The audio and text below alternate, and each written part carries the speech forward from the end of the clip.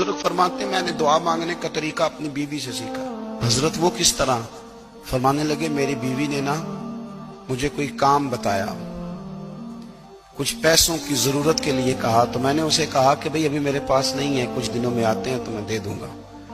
عورتوں کی عادت ہوتی ہے وہ بار بار یاد کراتی ہیں۔ 2-4 دنوں کے بعد پھر اس نے کہا حضرت وہ میں نے کہا تھا کچھ پیسے، میں نے اسے کہا کہ ابھی میرے پاس نہیں ہے، کچھ دنوں میں ملتے ہیں تو میں تمہیں دے دوں گا۔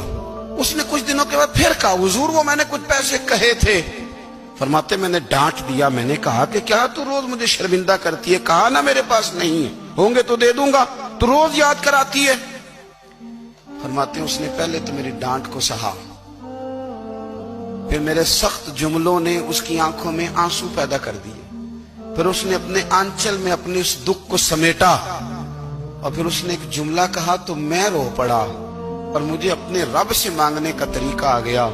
مجھے کہنے لگی حضرت جی آپ نے ڈانٹ دیا، میں نے سہ لیا، پر آپ ہی میرے شوہر ہیں، بتائیں نا آپ سے نہ کہوں تو میں کس سے جا کے کہوں۔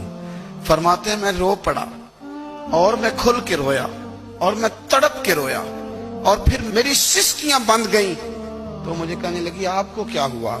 میں نے کہا مجھے بھی دعا مانگنی آ گئی ہے، جب میں اسے کہوں گا نا اللہ تو ہی میرا رب ہے، میں تجھ سے نہ کہوں تو میں کس سے جا کے کہوں؟ میں کیوں کسی بندے سے سوال کروں؟ میں کیوں کسی دنیا دار سے کہوں؟ میں تیرے بندوں کا، نیک بندوں کا وسیلہ لے کے، تیرے محبوب کی غلامی لے کے تیری بارگاہ میں آیا، تجھ سے نہ مانگوں تو کس سے مانگوں؟